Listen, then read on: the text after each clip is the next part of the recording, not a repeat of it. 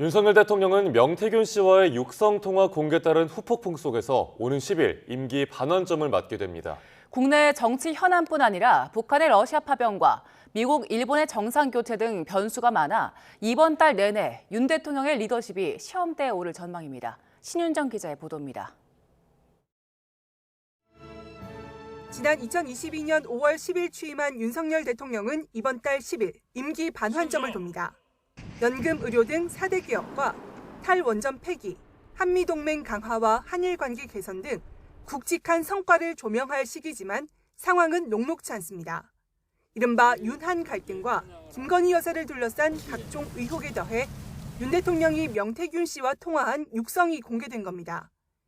대규모 장외 집회를 열고 여론 총결집에 나선 야당은 윤 대통령을 정조준하며 탄핵 바람에 불을 지피는 모양새입니다. 불법 국정 이제 멈춰야 합니다. 공정과 상식을 말만 할 게 아니라 행동할 때다라는 말씀. 더불어민주당은 이 대표의 1심 선고가 이어지는 이번 달 세 번째 김건희 특검법 상정과 재표결까지 몰아붙인다는 계획입니다. 국민의힘 한동훈 대표 역시 11월 안에 김 여사 문제 해결을 위한 대책을 내놔야 한다고 압박하는 상황.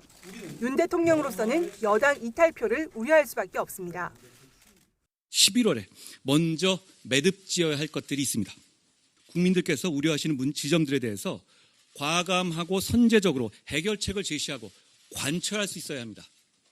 국내 정치적 난제뿐 아니라 글로벌 외교안보 상황도 불확실성이 최고조에 달할 것으로 보입니다. 오는 5일 미국 대선에 이어 11일에는 일본 차기 총리 지명 선거도 예정돼 있습니다.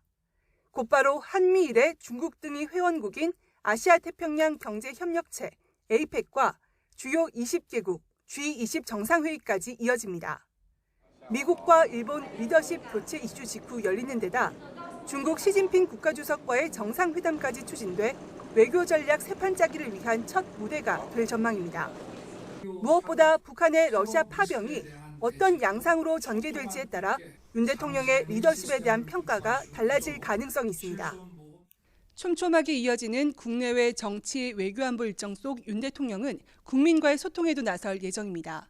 지난 2년 반의 성과와 앞으로의 계획뿐 아니라 각종 의혹에 대한 해명과 사과가 포함될지가 임기 후반부 국정 동력의 관건이 될 전망입니다. YTN 신윤정입니다. 지난주 막을 내린 22대 첫 국정감사는 시작부터 끝까지 김건희 여사 논란으로 도배됐다는 지적이 적지 않습니다. 동행명령장도 역대 국감 기록을 훨씬 뛰어넘는 30여 건이 발부되는 등 정쟁에 매몰되며 민생은 전보다 더 뒷전이었다는 비판도 나옵니다. 홍민기 기자가 취재했습니다. 국정감사 마지막 날 국회 운영위원회는 김건희 여사와 대통령실 비서관 등의 동행명령장을 야당 주도로 발부했습니다. 재석위원 27인 중 찬성 18인, 기권 9인으로 가결되었음을 선포합니다. 운영위를 포함해 22대 국회 첫 국정감사에선 모두 35건에 달하는 동행명령장이 발부됐습니다. 앞선 21대 국회 4년간 국정감사를 통틀어도 그보다 2배가 넘는 역대 최다 기록입니다. 김 여사를 비롯해 공천 개입 의혹의 핵심 인물인 명태균 씨와 관저 불법 증축 의혹을 받는 인테리어 업체 대표 등 김 여사 관련 의혹의 관계자들이 주요 발부 대상이었습니다.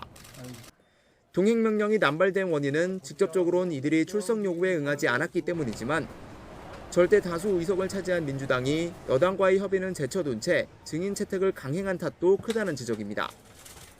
여당 또한 표결 때마다 기권 또는 퇴장하며 무기력한 모습을 보여주는 등 대화와 타협이 실종된 국회 상황이 고스란히 드러났다는 분석도 나옵니다. 김 여사 의혹이 대부분 상임위 이슈를 블랙홀처럼 빨아들였다는 평가도 비판 지점으로 남습니다.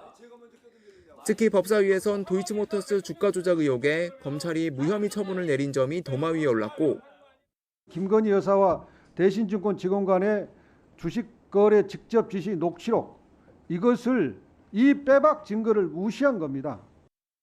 지금 진실을 찾겠다는 게 아니라 이미 검찰총장 탄핵이라는 답을 정해놓고 그 절차를 밟고 있는 겁니다.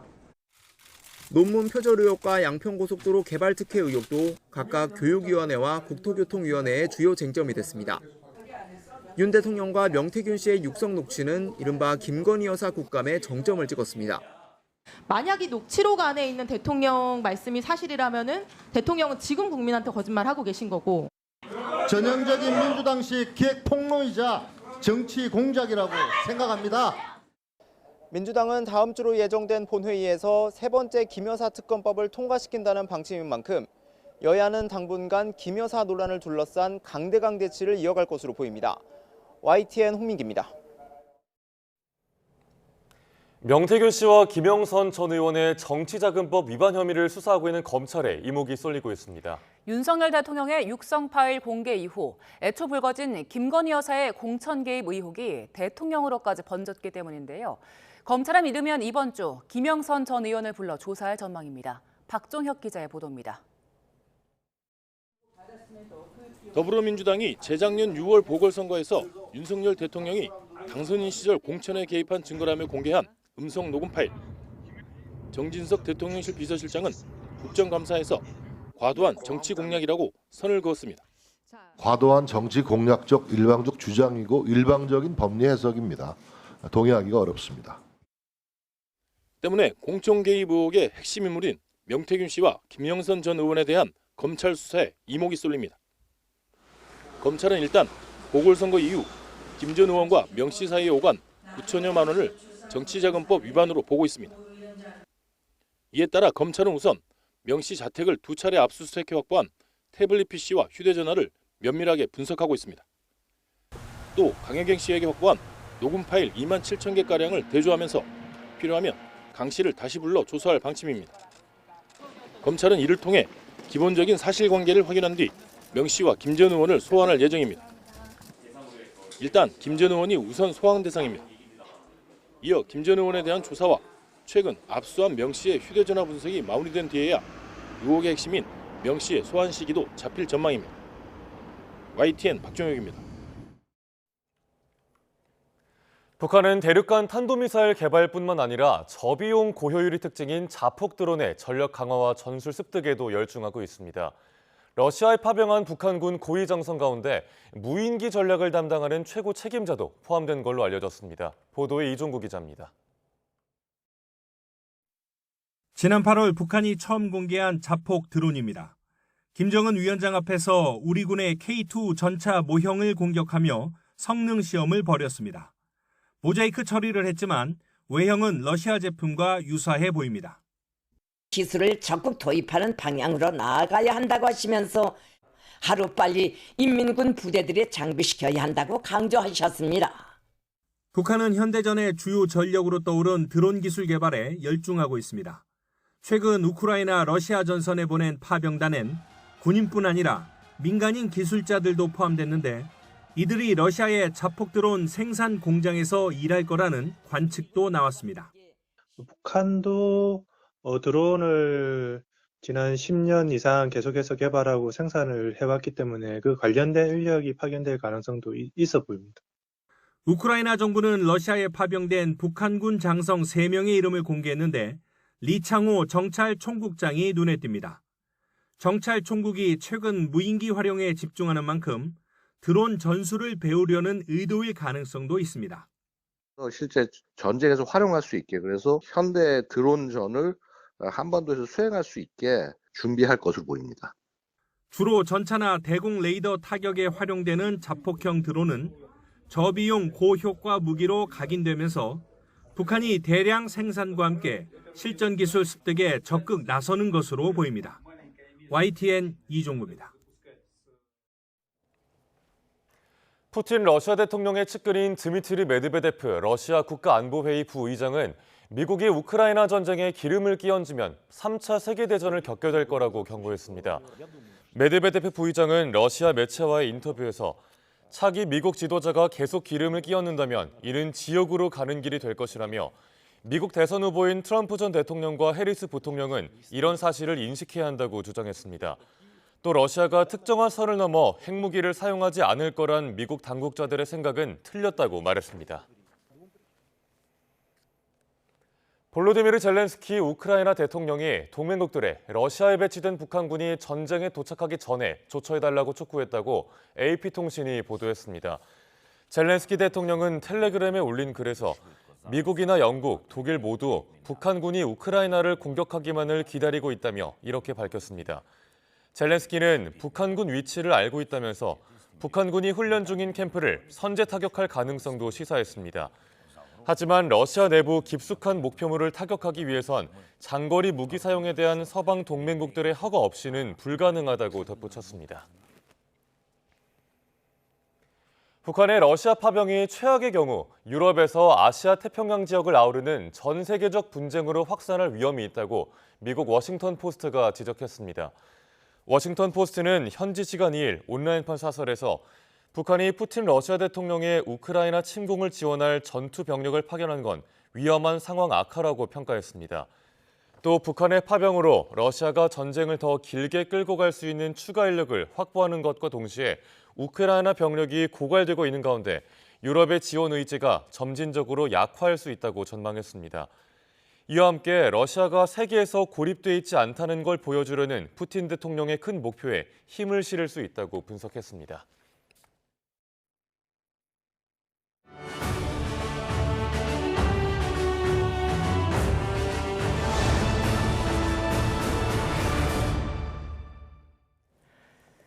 초박빙 미국 대선에서 두 후보의 경제 공약도 승패를 가를 승부수로 꼽히고 있습니다. 미국 우선주의와 경제 부흥이란 큰 목표는 비슷하지만 과정은 다른 두 후보의 경제 정책을 윤현숙 기자가 정리했습니다. 미국 경제학자들은 카멀라 해리스 부통령과 도널드 트럼프 전 대통령의 경제 정책 사이에 교집합이 크다고 말합니다. 누가 되더라도 관세를 무기로 무역 장벽을 높이고 미국 우선주의 정책을 펼칠 것으로 내다보고 있습니다. Expenditures on our military and defense budget would probably be comparable under both plans. Both candidates are protectionist. 미국 제조업 재건에 속도를 내고 중국을 견제하는 것도 일치합니다. 두 후보 모두 재정 적자 감축은 우선순위 받기라는 입장이어서 국가 부채도 더 커질 전망입니다.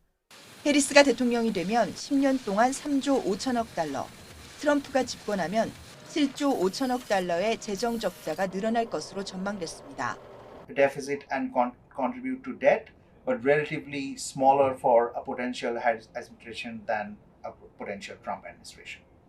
대규모 감세를 외치는 목소리도 같지만 세부 계획은 다릅니다. 기회의 경제를 내세운 해리스는 중산층 1억 명 감세를 경제 공약으로 내세웠습니다. 부유층 소득세는 올리고 대기업 법인세도 28%까지 인상해 세수를 충당하겠다고 밝혔습니다. He doesn't care one way or the other about who lives or dies and who prospers and who doesn't. And I feel that she does, and that's why I'm voting for Kamala. 전방위 감세 기조의 트럼프는 해외 기업의 관세를 더 받아 국간을 채우겠다는 입장입니다. 해외 수입품의 최대 20%, 중국산 제품에는 60%의 초고율 관세를 물리는 대신 법인세는 15%까지 과감히 낮추겠다는 계획입니다. And those lower corporate tax rates help keep people employed in our region and throughout rural America. And that's probably the largest reason that we support a second Trump administration. 어떤 경제 정책에 미국인들이 더 높은 신뢰를 보낼지 그 선택에 관심이 쏠리고 있습니다. YTN 윤현숙입니다. 영국 일간 더 타임스가 미국 대선을 앞두고 한 마지막 여론조사에서 민주당 후보인 카멀라 해리스 부통령의 승리가 예상된다는 결과가 나왔습니다. 더 타임스에 따르면 여론조사 기관 유거브와 함께 지난달 25일에서 31일 미 7개 경합주의 등록유권자 6,600명을 조사한 결과 7개 경합주 가운데 4곳에서 해리스 후보가 공화당 후보인 트럼프 전 대통령을 앞섰습니다.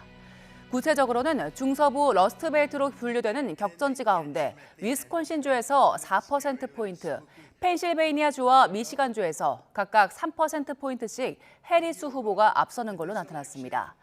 트럼프 후보는 조지아주와 노스캐롤라이나주에서 각각 1%포인트씩 해리스 후보를 앞질렀고 애리조나주에서는 양쪽이 48%로 동률이었습니다. 최근 투표함에서 불이 나 투표용지 수백 장이 훼손되는 사건이 발생한 미국 워싱턴주가 대선 이후 폭력 사태에 대비해 주 방위군에 비상 대기령을 내리겠다고 예고했습니다. 워싱턴 주지사는 홈페이지에 올린 성명을 통해 워싱턴주 방위군에 필요한 병력을 대기 상태로 전환해 중요한 공공안전 지원을 준비하도록 지시한다고 밝혔습니다. 또 이번 대기령은 선거 인프라에 대한 위협과 관련해 국토안보부가 내린 경고와 워싱턴주 남서부에서 발생한 사건들에 대응한 예방 조치라고 설명했습니다. 대기령은 오는 4일부터 발효돼 8시 0시 직후 해제될 예정입니다. 최악의 홍수 피해가 발생한 스페인에서 사망자가 200명을 넘어선 가운데 당국의 부실한 대처를 비판하는 목소리가 커지고 있습니다. 특히 긴급 재난 문자가 12시간 만에 발송돼 어떤 주민은 물이 목에까지 찬 상태에서 문자를 받았다고 밝혔습니다. 보도에 유투건 기자입니다. 최악의 홍수가 휩쓸고 간 스페인 동부 지역은 여전히 참혹한 모습 그대로입니다. 아직 실종자 규모도 정확하게 파악하지 못하고 있습니다. 이미 200명을 넘어선 사망자는 더 늘어날 가능성이 큽니다. Las dificultades sobre todo es la cantidad de coches y lo aplastado que están. Luego 불과 8시간 만에 1년치 강수량이 쏟아진 극단적인 폭우의 원인으론 기후변화가 꼽히고 있습니다. 동시에 부실한 재난 대처가 인명피해를 키웠다는 비판도 거세지고 있습니다.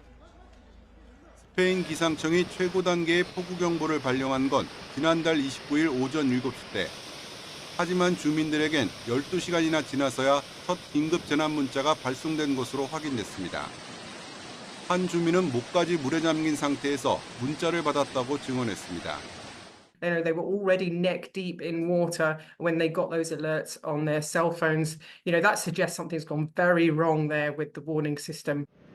그나마 처음 전송된 문자도 구체적인 대피 지침은 없이 이동하지 말라는 내용만 담고 있었던 것으로 전해졌습니다. 급격한 도시화로 배수 시설을 충분히 갖추지 못했다는 지적도 나오고 있습니다. 이런 비판을 의식한 스페인 정부도 조사 가능성을 시사했습니다. Ya habrá tiempo de analizar negligencias, reflexionar sobre cómo mejorar el reparto de competencias ante. 기후 전문가들은 점점 더 극단적 기상 현상이 잦아지고 있어 기존의 재난 대비 시스템은 한계에 직면할 수밖에 없다고 경고하고 있습니다. YTN 유통원입니다. 지난 7월 총선에서 참패한 영국 보수당의 새로운 대표로 흑인 여성인 캐미 베이드녹 전 기업통상부 장관이 선출됐습니다. 베이드녹 대표는 당원 투표에서 5만 3천여 표를 얻어 4만 1천여 표에 그친 로버트 젤릭 전 내무부 부장관을 꺾었습니다. 1980년생인 베이드녹 대표는 영국 주요 정당의 첫 흑인 당수이자 보수당의 4번째 여성 당수가 됐습니다. 베이드녹 대표는 당대표 수락연설에서 우리가 실수를 저질렀다는 사실에 솔직해져야 한다면서 이제 쇄신해야 할 시점이라고 강조했습니다. 최근 들어 분기 경제 성장률과 생산 소비 등 각종 경제 지표가 안 좋게 나오면서 한국은행이 10월보다 더 일찍 금리 인하를 했어야 한다는 실기론이 확산하고 있습니다. 한은은 우리 경제 전체가 어려워진 건 아니라며 실기론 차단에 나서고 있지만 이를 바라보는 시선은 싸늘한 분위기입니다. 류환홍 기자가 보도합니다. 국회 기획재정위원회의 한국은행 종합국정감사에선 한은의 기준금리 인하 실기론이 대두됐습니다. 3분기 경제 성장률이 0.1%로 충격을 준 데다 9월에 생산과 소비 증가세가 꺾인 것으로 나타나면서 여당 의원조차 실기론을 거론했습니다. KDI는 일찍이 상반기부터 내수 회복을 위해서 금리 인하가 필요하다는 주장을 했고요. 그런데 실제 3분기 성장률이 0.1%로 그치니까 한은이 기준금리를 한두 달 먼저 인하했다면 더 좋지 않았겠느냐 하는. 자영업자가 어려운 거에 대해서는 저는 KDI 분석과 동의하지만 경제 전체가 굉장히 계속해서 어려워졌다는 데 대해서는 동의하기 어렵고 그렇기 때문에 저희가 금리를 KDI가 얘기하는 것보단 늦게 내리고 있는 이유는 저희가 금융 안정을 고려하고 있기 때문입니다. 이 총재는 서강대학교 초청 특별 강연에서도 2%대 초반의 경제 성장률이 대부분 선진국의 0에서 1%대 성장률과 비교하면 나은 수준이라고 설명했습니다. 전 세계가 막 4~5% 성장하는데 2%는 낮은 거고 전 세계가 0% 성장할 때 우리 2%는 우리 높은 거잖아요.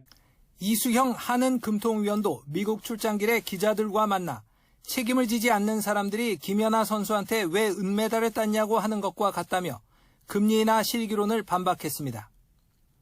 그러나 내수 침체에도 우리 경제를 홀로 지탱했던 수출 증가세마저 둔화 조짐을 보이면서 한은의 실기론 반박에 대한 전문가들의 시각은 비판적입니다. 미 연준이 금리를 내기 전에 세계 대부분의 국가들이 다 금리를 먼저 내리기 시작했고요. 한은은 미국 연준의 눈치를 보느라고 금리를 못 내렸는데 나름의 이유도 있긴 하겠지만 그동안 이제 수출 경기가 좋다는 것만 계속 생각을 했고. 한은 기준금리는 총재를 비롯해 7명의 상근직 금통위원들이 결정합니다. 권한과 혜택은 많지만 책임은 없는 자리다 보니 이들의 정책 결정에 조금만 허점이 생겨도 외부의 시선은 날카로울 수밖에 없습니다. YTN 유환홍입니다. 국내 주유소 휘발유와 경유의 주간 평균 가격이 3주 연속 동반 상승했습니다. 한국석유공사 유가정보 시스템에 따르면 지난주 휘발유 평균 판매가는 전주보다 리터당 7.1월 오른 1,600.2원을 기록했습니다. 경유 평균 판매가는 리터당 6.4원 오른 1,428.7원으로 나타났습니다. 대한석유협회 관계자는 유류세 일부 환원이 진행되면서 이번 주도 기름값이 다소 오를 가능성이 크지만 국제유가가 안정세를 보여 상승폭이 크지는 않을 걸로 전망했습니다. 최근 삼성전자를 둘러싼 위기론이 고조되는 가운데 이재용 회장은 긴 침묵을 이어가고 있습니다. 재계 안팎에선 이건희 선대회장을 잇는 과감한 쇄신 메시지를 기대하고 있지만 이재용 회장이 말보단 행동으로 보여줄 거라는데 무게가 쏠리고 있습니다. 최하영 기자입니다. 요즘 삼성전자의 상황을 보여주는 단적인 예는 좀처럼 5만 원대를 벗어나지 못하는 주가입니다. 삼성전자의 위기는 1등 기업의 숙명처럼 따라붙던 꼬리표였지만 이번엔 좀 달라 보입니다. 제품 기술에 대해서 한 끗 차가 없어진 게 첫 번째가 있고 컴포넌트를 파는 생산자에서 맞춤형 생산자로서의 전환 같은 것들을 좀 더디했던. 고대역폭 메모리 기술 개발을 실기하면서 한때 반도체 시장을 주름잡던 초격차 기술력은 희미해졌고 이제는 추격자 신세가 됐습니다. 특히 올해 연간 반도체 영업이익은 만년 2등으로 불렸던 SK 하이닉스에 추월당할 것으로 전망됩니다. 이에 재계와 시장의 시선은 이재용 회장의 입에 집중되고 있습니다. 고 이건희 선대 회장의 신경영 선언 같은 과단성 있는 결단의 메시지가 필요하다는 시각입니다. 바꾸려면 철저히 바꿔. 극단적으로 얘기해. 농담이 아니야. 마누라 자식 빼는 건 다 바꿔봐. 하지만 고 이건희 선대 회장 4주기 때도 취임 2주년을 맞은 날에도 이재용 회장은 조용한 행보를 이어갔습니다. 대신 삼성전자 창립 55주년에 한종희 전영현 두 부회장은 임직원 모두가 사활을 걸고 본질인 기술 리더십을 더욱 강화해야 한다며 변화와 쇄신을 다짐했습니다. 이재용 회장이 위기 속에서 침묵을 지키는 건 말보다 행동으로 보여주겠다는 의지로도 풀이됩니다. 이달 말 혹은 다음 달 초 고강도 인사와 조직 개편이 단행될 가능성이 점쳐집니다. 기술 능력에 대해서 어떻게 복원하겠다는 강력한 메시지가 있어야 되겠고, 두 번째는 현재 대내적으로 문제되고 있는 관료화된 조직에 대해서 어떻게 혁신책을 내겠다는. 이재용 회장이 내놓을 선언이 위기의 늪에 빠진 삼성전자를 구해낼지 주목됩니다. YTN 최하영입니다. 인공지능 칩의 선두주자 엔비디아가 인텔을 밀어내고 다우존스 산업 평균지수에 편입됩니다. 다우지수는 뉴욕 증시에 상장된 우량기업 30개 종목을 기준으로 산출하는 세계적인 주가지수로 오는 8일 엔비디아가 편입되는 대신 인텔이 25년 만에 제외됩니다. 엔비디아는 인공지능 열풍 속에서 올해 들어 주가가 180% 이상 올랐지만 인텔은 이에 제대로 대처하지 못하면서 주가가 50%가량 하락했습니다. AFP통신은 전통의 반도체 강호 인텔이 비우는 자리를 엔비디아가 채우는 건 반도체 산업에 있어 역사적 순간이라고 평가했습니다.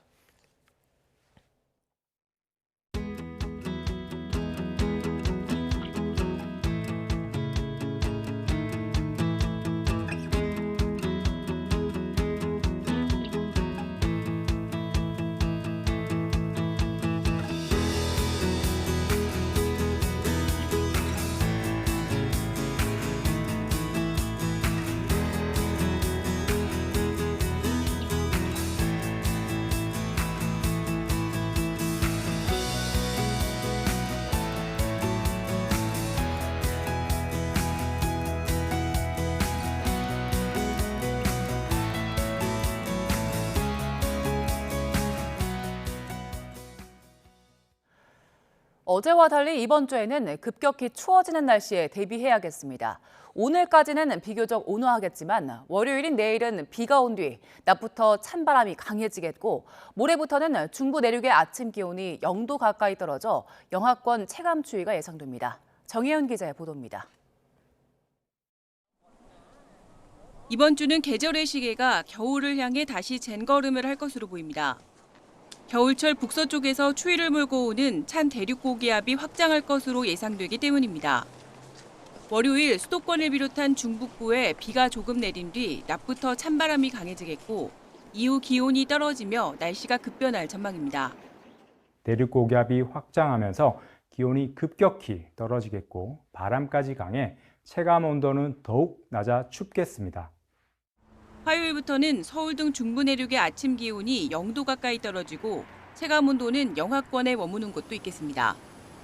예년 기온을 밑도는 이른 겨울 추위로 전날보다 10도 가까이 기온이 떨어지는 곳은 한파특보가 내려질 가능성도 있습니다. 이번 추위는 목요일 오전까지 사나흘 이어지다 주 후반 예년 기온을 회복하며 점차 누그러질 전망입니다. 하지만 기상청은 남은 가을에도 주기적으로 찬 공기가 남하하며 기온 변화가 큰 날씨가 자주 나타나겠다고 밝혔습니다. 이제 11월은 이동성 고기압과 상층 찬 공기압의 영향을 주기적으로 받아 기온 변도 폭이 크겠으나 특히 겨울이 시작하는 12월에도 초반부터 강한 추위가 찾아올 가능성이 큽니다. 기상청은 올해 겨울에도 한파와 포근한 날씨가 번갈아 나타나는 등 기온 변동폭이 큰 날씨가 이어질 가능성이 있다며 지속적인 주의를 당부했습니다. YTN 정혜윤입니다. 오늘 새벽 3시 20분쯤 제주시 서쪽 130km 해역에서 규모 2.3의 지진이 발생했습니다. 진앙은 북위 33.41도, 동경 125.23도입니다. 기상청은 이번 지진의 진도가 대부분의 사람은 느낄 수 없는 진도 1에 해당한다며 피해가 없을 걸로 내다봤습니다. 초고령 사회에 대응하는 노후소득 보장 정책의 일환으로 정년 연장 문제가 주요 과제로 떠올랐습니다. 노사 모두 정년을 늘리는 데 공감하지만 고용 방식 등에서 입장차가 커 사회적 대화를 통한 합의 도출이 필요합니다. 백종규 기자의 보도입니다. 중앙부처 가운데 처음으로 행정안전부가 시설관리와 청소 등을 담당하는 공무직 근로자 정년을 60세에서 최대 5년 연장하기로 했습니다. 대구시도 전국지방자치단체 중 최초로 무기계약 공무직에 65세 정년 연장 규정을 적용했습니다. 급격한 초고령화에 대응해 노후소득 보장이 절실한 시점에서 주목할 만한 정책 변화입니다. 정년 연장의 화두가 이루어지는 그런 사회적 논의의 출발점이 될 것으로 기대를 하고 있습니다. 정부가 국민연금 납부 종료 나이를 59세에서 64세로 올리는 방안도 검토하고 있어 은퇴 후 연금 지급 시기까지 소득 절벽 공백을 메우려면 정년 연장 논의가 빠질 수 없습니다. 사회적 대화기구인 경제사회노동위원회는 정년 연장 해법을 찾는 노사정 대화를 진행하고 있습니다. 8차례 회의를 열고 정년 연장과 임금 체계 개편에 대한 노사 각각의 입장을 확인했는데 다음 달 공개 토론회를 열고 공론화 과정을 거치는 등 내년 1분기까지 결론 도출을 1차 목표로 정했습니다. 일단 노사정 모두 고령자 계속 고용 필요성엔 공감대를 형성했습니다. 하지만 노동계는 법정 정년을 65세로 일괄 상향하고 임금은 사업장 사정에 따라 노사 합의로 정해야 한다는 입장입니다. 반면 경영계는 법정 정년 연장을 반대하고 있습니다. 법으로 정년 연장을 강제하지 말고 회사가 계속 고용 여부를 선택할 수 있게 해야 한다며 퇴직 이후 선별적 재고용을 선호하고 있습니다. 정부는 일률적 정년 연장보다는 임금 체계 개편을 전제로 한 새로운 대안을 만들어야 한다는 입장입니다. 노인 문제도 많지만 청년 문제도 많기 때문에 이 양쪽을 다 우리가 해결해 나가는 참 두 마리 토끼를 동시에 잡아야 됩니다. 노사 입장차에 고령자 계속 고용이 청년 일자리를 빼앗는다는 우려도 나오는 만큼 정부가 사회적 대화를 통해 난수표에 가까운 정년 연장 합의점을 도출할 수 있을지 주목됩니다. YTN 백종규입니다. 배달원이 배달 업무 도중 신호 위반으로 숨지는 사고가 났다면 업무상 재해로 인정받을 수 있을까요? 근로복지공단은 범죄 행위로 사고가 난 거라며 인정하지 않았는데 법원은 어떻게 판단했는지 권준수 기자가 취재했습니다. 코로나로 배달 수요가 많았던 지난 2021년 6월 중식당 배달원 A씨는 오토바이를 타고 배달을 하던 중이었습니다. 사거리 교차로에서 빨간불이 들어왔지만 지나가는 차량이 없다고 보고 그대로 달리던 A씨는 옆에서 들어오는 택시와 부딪히며 숨졌습니다. A씨 유족은 업무상 재해라며 보상을 청구했지만 근로복지공단은 신호 위반으로 인한 사고였다며 거절했습니다. 신호 위반이 업무상 재해로 인정되지 않는 사유인 범죄 행위에 해당한다는 겁니다. 이후 A씨 유족은 소송에 나섰는데 1심 법원은 유족 손을 들어줬습니다. 법적 처벌 수위를 봤을 때 신호 위반이 중대 범죄는 아닌데다 다른 사람에게 큰 피해를 준 것도 아닌 만큼 신호 위반이 업무상 재해로 인정받지 못할 정도의 잘못은 아니라는 겁니다. 재판부는 또 빠른 배달을 요구하는 업무 특성과 높은 탑차 등 좌회전을 기다리던 차량이 많아 택시가 들어오는 걸 확인하기 어려웠던 상황 등도 고려했다고 설명했습니다. 다만 신호 위반 사고가 모두 업무상 재해로 인정받을 수 있는 건 아닙니다. 의도를 가지고 명백하게 신호를 위반한 것이다. 즉 이제 위법성도 있어 보이고 그런 운전 행태가 그 비난 가능성이 높다라고 한다면 이제 그런 것들은 산재에서도 보호해주지 않는다는 거죠.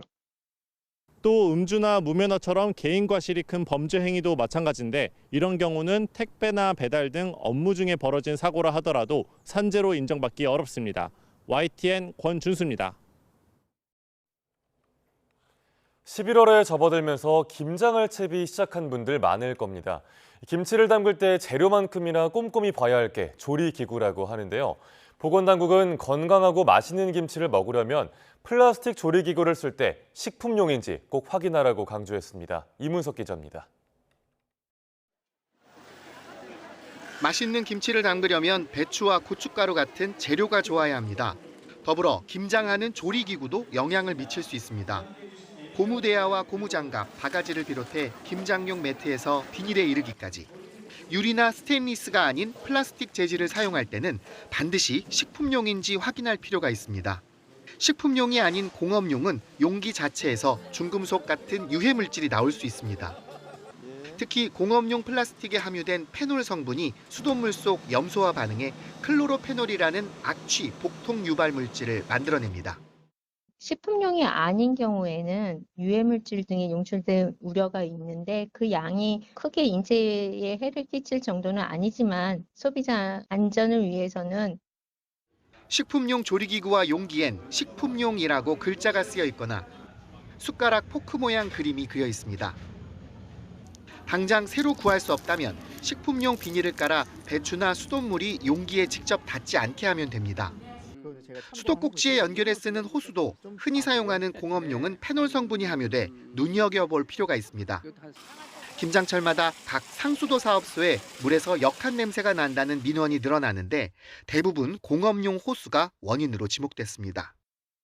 호수 재질을 모를 경우 수도꼭지에서 그냥 물을 받아 사용하면 고무호수 때문에 김장을 망칠 걱정은 피할 수 있습니다.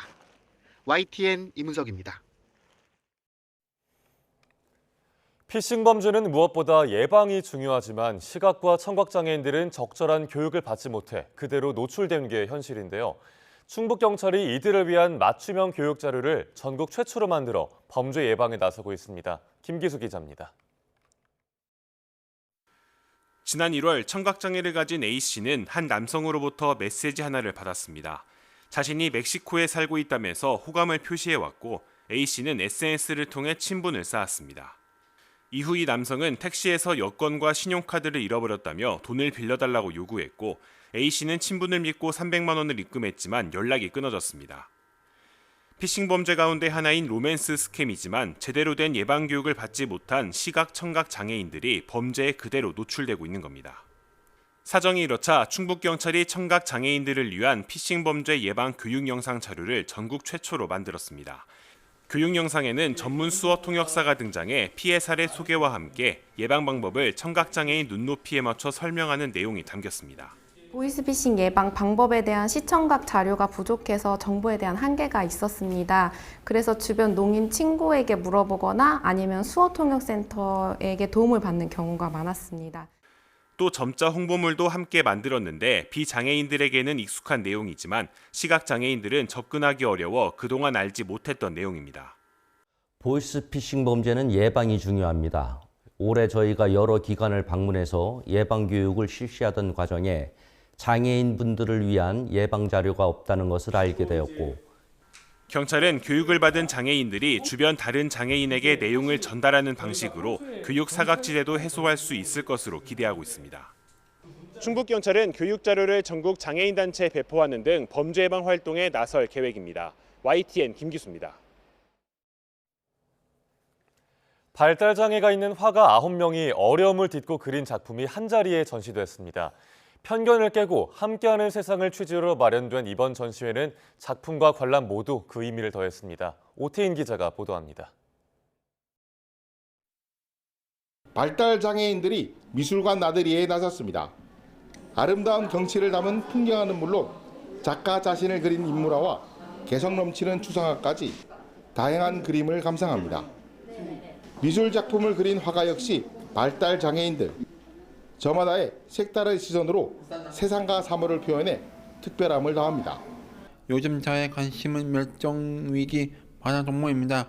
소중한 것들을 잊고 싶지 않는 마음을 그림을 표현하였습니다. 눈부시 우리들은 날들 전시를 주최해 주시고 후원해 주셔서 감사드립니다. 이번 전시에 발달 장애에도 손끝으로 세상과 소통하는 작가 9명의 작품 90여 점이 전시됐습니다. 울산에 있는 조선서가 운영하는 미술관과 복지재단이 전시회를 마련하고 후원했습니다. 쉽게 접할 수 없는 작품을 대하면서 장애인에 대한 편견을 깨고 함께 하자는 취지로 마련됐습니다. 전시를 통해서 우리 예술은 경계 없는 순수함을 가지고 있고 또 무한한 잠재력을 가지고 있다는 걸 또 보여드리고 싶었고요. 그리고 장애인 인식 개선에 좀 한 발짝 다가갈 수 있는 그런 계기가 되었으면 좋겠습니다. 취지에 걸맞게 지역 장애인 센터 장애인을 초청해 눈높이 해설을 진행하는 등 그 의미를 더했습니다. 여러 어려움을 딛고 전시의 이름처럼 눈부신 우리들의 날들을 꿈꾸는 발달 장애 화가들의 전시는 오는 17일까지 계속됩니다. YTN 오태인입니다. 저마다의 사정으로 학업을 중단해야 했지만 끝내 검정고시 합격한 만학도들을 위한 작은 졸업식이 열렸습니다. 나이 많은 학생들은 못 배웠다는 한을 풀면서 그간 공부를 도운 젊은 선생님들에게 깊은 감사를 표시했는데요. 그 모습을 정현우 기자가 담아왔습니다. 학사모 아래 주름진 눈가에 수줍은 웃음꽃이 피어납니다. 표정 밝게입니다. 입꼬리 약간 올리셔가지고 하나 둘, 예 좋아요. 여의치 않은 집안 사정에 동생들을 먹여 살리느라 혹은 학교 생활에서 어려움을 겪어서 각자의 사정으로 연필을 놓았던 만학도들이 검정고시를 통과하면서 졸업사진을 찍는 겁니다. 감회가 새롭고요. 아버님이 풍으로 쓰러지셨어요. 그래서 이제 동생들도 있고 해서 제가 아무래도 경제 활동에 도움이 돼야 돼서 그냥 울며 불며 중퇴를 했는데, 이렇게 검정고시 졸업식을 준비한 건 그간 동고동락하면서 공부를 도와온 대학생과 직장인들입니다. 아무래도 손죽벌 선생님한테 이렇게 매일 밤 나와가지고 공부를 하신다는 게 쉽지 않은 선택인 것 같아요. 외람된 말씀이거나 기특하다 싶은 생각이. 하나씩 준비한 졸업장과 꽃다발을 받아들면서 만학도들은 제대로 못 배웠다는 묵은 한을 풀었습니다. 오빠들은 다 배웠는데 저는 못 배워가지고 그게 늘 한이었어요. 엄마가 늘 한이어갖고 아유 저걸 가르쳤으면 얼마나 좋았을까 이렇게. 남들보다 늦게 시작한 공부가 몇 배는 힘들었을 아내나 아들을 지켜보던 가족들도 눈시울을 붉힌 가운데 자랑스러워요. 그전에는 하라고 할 때는 안 하고서는 그래도 늦게나마 공부를 하니까 잘한 것 같아요. 젊은 선생님과 나이 많은 제자라는 특별한 사제지간의 졸업식은 마무리됐습니다. 선생님 감사합니다. 사랑해요. YTN 정현우입니다.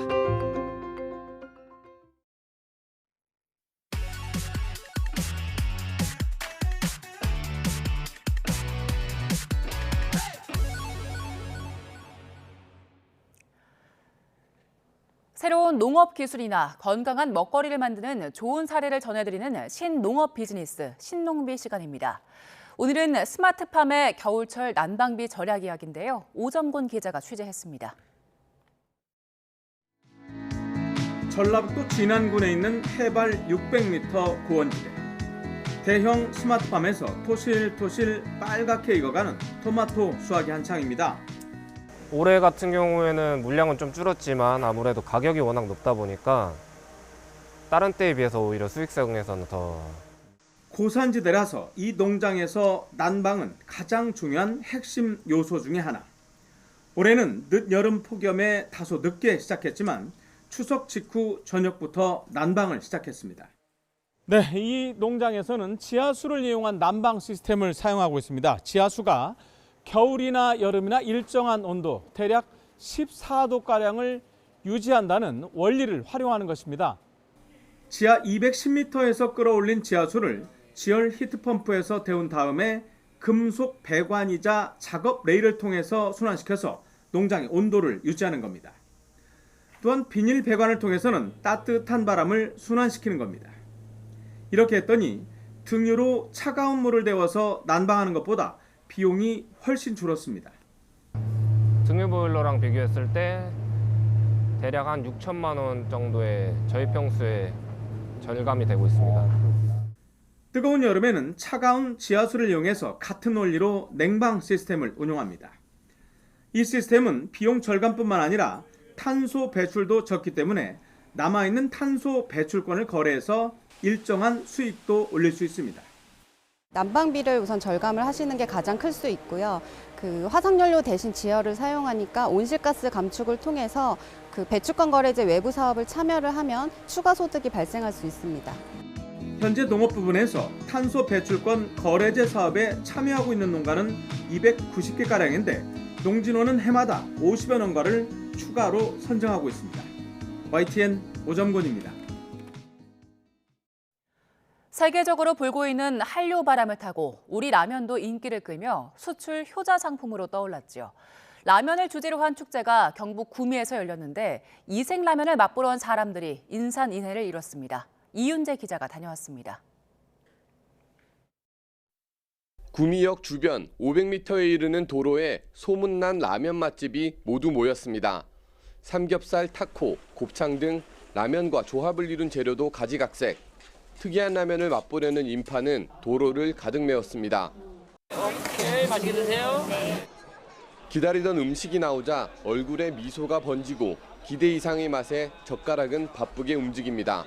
스테이크 라면도 맛있었는데 왜 다른 라면도 많고 퀄리티도 좋을 것 같아서 여러 가지 먹어보고 싶어요.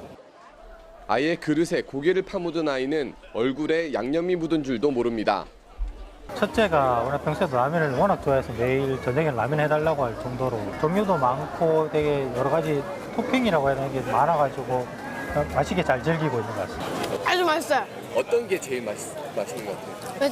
짜장라면 제일 맛있어요. 줄도 제일 길었어요. 구미에 연 생산량 8천억 원에 이르는 국내 최대 규모의 라면 공장이 있다는 점에 착안해 축제가 시작됐습니다. 산업을 축제와 연결해 새로운 즐길거리를 만든 겁니다. 누구나 즐겨 먹는 음식을 소재로 한 데다 구도심, 기차역 앞이라 접근성이 좋아지면서 지난해보다 70% 많은 15만 명이 찾을 거로 기대했습니다. 구미시는 이런 반응을 발판 삼아 세계적인 축제로 키워나갈 계획입니다. 일본, 대만, 베트남, 인도네시아 이래 다른 나라에서 국수라든지 라면 음식이 지금 제공되고 있는데요. 앞으로 세계적인 면 축제로 한번 만들어 가보도록 하겠습니다. 쌀쌀해진 가을, 축제를 찾은 사람들은 이색적인 재료와 만난 색다른 라면 매력에 푹 빠졌습니다. YTN 이윤재입니다. 유럽 문화의 중심 프랑스 파리에서 한국 문화를 소개하는 대규모 K-박람회가 열렸습니다. 높아진 K 콘텐츠의 위상을 반영하는 건데 행사장은 K-팝에 환호하고 한식과 뷰티, 패션 등 다채로운 한국 문화를 즐기는 사람들로 북적였습니다. 현장에 강하나 리포터가 다녀왔습니다. 이른 아침부터 행사장 입장을 기다리는 긴 행렬이 이어집니다. 한류 팬에게 익숙한 드라마 삽입곡이 들리자 곳곳에서 환호성이 터져 나옵니다. 파리에서 열린 K-박람회 현장입니다. Aujourd'hui, je suis venue pour la K-Expo, principalement pour appeler Goshen. C'est la première fois que je les vois, donc je suis très ravie d'avoir la possibilité de les voir et de les voir interpréter leurs chansons en langue des signes. 이번 행사는 유럽 권역에선 최초로 진행한 국내 유일 관계부처 합동해외 한류 박람회입니다. 특히 유럽 문화의 중심지 파리에서 열려 의미를 더했습니다. 웹툰과 드라마, 게임, 책 같은 다양한 K 콘텐츠부터 뷰티, 패션, 식품까지 서울 사람의 하루를 주제로 꾸려진 행사도 현지 관람객의 눈길을 사로잡았습니다. Actually, everything that's about Korea and is happening in France, I will always try to visit the exhibitions. And today, specifically, it's a wonderful location. For me, most interesting is actually to see fashion. I haven't seen a lot of Korean fashion yet. And I think especially Paris, one of the centers in the world of fashion, that's a wonderful place for also for Korea to be with Korean fashion. 시식이나 한식 만들기처럼 한국 문화를 느껴볼 수 있는 전시 체험관은 발 디딜 틈조차 없이 붐볐습니다. 대회에는 K 콘텐츠 관련 기업 110여 곳이 참가해 유럽 시장 진출 가능성을 타진했습니다. K 콘텐츠 IP가 이끄는 동반 수출은 높은 확장성과 부가가치를 가집니다. 이번 프랑스 K 박람회를 계기로 유럽에서의 한류 열기를 다시 확인하고 다양한 장르의 K 콘텐츠 기업들이 유럽 시장에서 새로운 비즈니스 가능성을 찾길 기대합니다. 낯섦을 넘어 이제는 전 세계인이 공감하고 즐길 수 있는 친숙함으로 다가서고 있는 K 콘텐츠. 이런 인기에 힘입어 다양한 연관 사업이 새로운 수출 활로를 찾을 것이라는 기대가 커지고 있습니다. 프랑스 파리에서 YTN 월드 강하나입니다. 우리나라의 T1이 세계 최대의 e스포츠 대회인 리그 오브 레전드 월드 챔피언십에서 지난해에 이어 또다시 세계 정상에 올랐습니다. T1은 영국 런던에서 열린 대회 결승전에서 중국 빌리빌리 게이밍 BLG를 세트스코어 3대2로 격파하고 우승을 차지했습니다. 이로써 T1과 주장 페이커 이상혁은 통산 5번째 우승이라는 롤드컵의 새 역사를 쓰게 됐습니다.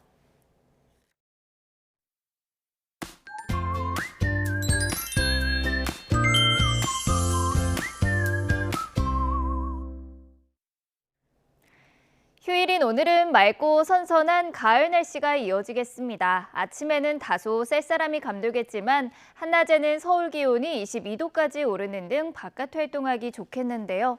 다만 일교차가 크게 벌어지는 만큼 옷차림에는 각별히 주의하셔야겠습니다. 오늘은 전국적으로 맑은 하늘이 드러나겠지만 오전까지는 내륙 곳곳에 안개가 짙게 끼겠습니다. 또 동해안과 남해안, 제주도 해안에는 너울성 파도가 방파제를 넘는 곳이 있겠고요. 해상에는 물결이 매우 높게 일겠습니다. 현재 기온 살펴보겠습니다. 현재 서울 기온은 13.5도, 대전은 11.5도, 대구는 10.7도를 나타내고 있습니다. 오늘 낮 기온은 대부분 지역에서 20도를 웃돌겠는데요. 서울이 22도, 대전도 22도, 광주는 23도, 대구 21도, 부산 23도로 예상되고 있습니다. 내일은 중부와 호남, 제주도에 비가 조금 내리겠고요. 오후부터는 찬 공기가 밀려오면서 날씨가 급격히 추워지겠습니다. 지금까지 날씨 정보였습니다. 뉴스타트 1부 마칩니다. 잠시 후 2부가 이어집니다. 시청해주신 여러분 고맙습니다.